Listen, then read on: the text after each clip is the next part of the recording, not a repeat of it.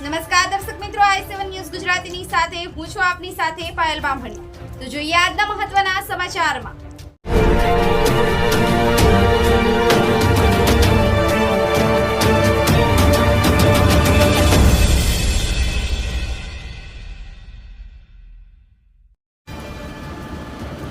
ડાંગ જિલ્લાના સુબીર તાલુકામાં આવેલ રેફરલ હોસ્પિટલ અને સામૂહિક આરોગ્ય કેન્દ્ર સુબીરમાં ગંદકીનું સામ્રાજ્ય અને સાથે ડોક્ટરોની કમીના કારણે બીમાર દર્દીઓ પરેશાન। ડાંગ જિલ્લાના સુબીર તાલુકાના રેફરલ હોસ્પિટલ અને સામૂહિક આરોગ્ય કેન્દ્ર સુબીરની મુલાકાત લેવાવાળા અધિકારીઓ કોઈ નથી। સુબીર તાલુકાના રેફરલ હોસ્પિટલના સંડાસ બાથરૂમની હાલત તેવી જોવા મળી છે કે બીમાર દર્દીઓ પણ એ જોઈ અને વધારે બીમાર પડે તેવી સ્થિતિ નજરે પડે છે।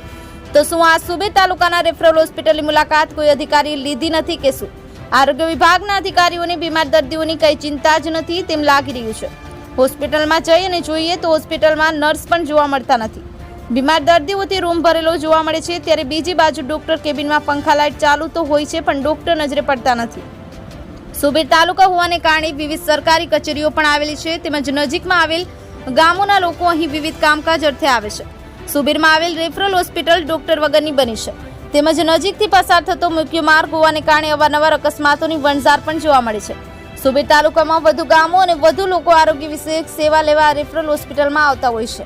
હોસ્પિટલમાં દરરોજના બીમાર દર્દીઓ સારવાર માટે આવતા હોય છે, જ્યારે કોઈ ડોક્ટર ફરજ પર ન હોય ત્યારે લોકોને ના છૂટકે ખાનગી દવાખાનાનો સહારો લેવાની ફરજ પડે છે, જેના કારણે ખાનગી દવાખાનાઓમાં દર્દીઓનો મેળો જામ્યો હોય તેવા દ્રશ્યો સર્જાયા છે।